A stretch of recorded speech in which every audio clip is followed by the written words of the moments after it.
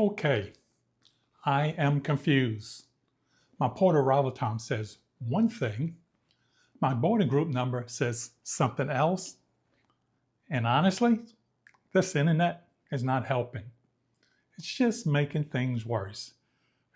We're excited and can't wait to board and start this magic. But I don't even know what's what when it comes to boarding. Yeah, you're not alone. This one had us confused on our very first cruise too. And it usually starts with this assumption. If I arrive early, that must mean I can board early. I wish it worked that way, but it doesn't. And that's the part of the trip that it confuses a lot of people. Your port arrival time is simply when Disney wants you to arrive at the terminal, not when you get on a ship. Now, this is about crowd control. It helps things keep organized and moving forward.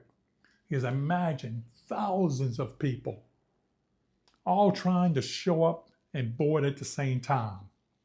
We've experienced that on other cruise lines. And yeah, it's not fun.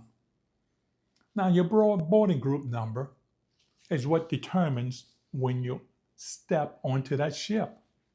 So I'm not late. I'm just waiting. Exactly. And Disney is very good at moving people through once the boarding starts. I'll just show up early just to be on the safe side. No. If you arrive before your port arrival time, they usually will ask you to wait or come back later.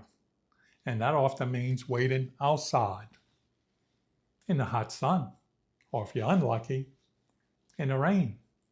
Now, in some cases, they may ask you to go back to your car and wait in your car. The good news is once you arrive, you can check your suitcases in, so there's no hauling them back with you to the car. Now, the first couple hours at the port tends to be the busiest. After that, things usually slow down and feel much calmer. That's why there's really no rush. You can arrive anytime after the port arrival time, just not before it. Now, some people prefer to arrive a little bit later, because boarding often moves much faster once the crowds thin out. The smoothest plan is to arrive when you feel it's comfortable for you, knowing that you're still in good shape.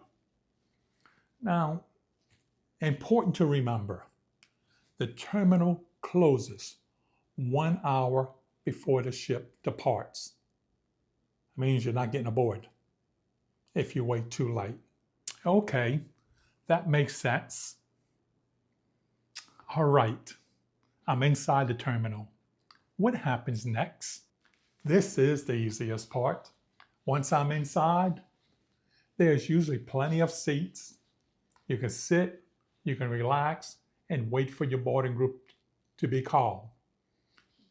There are times when boarding starts late and the seating area gets crowded, but most of the time, people are comfortable.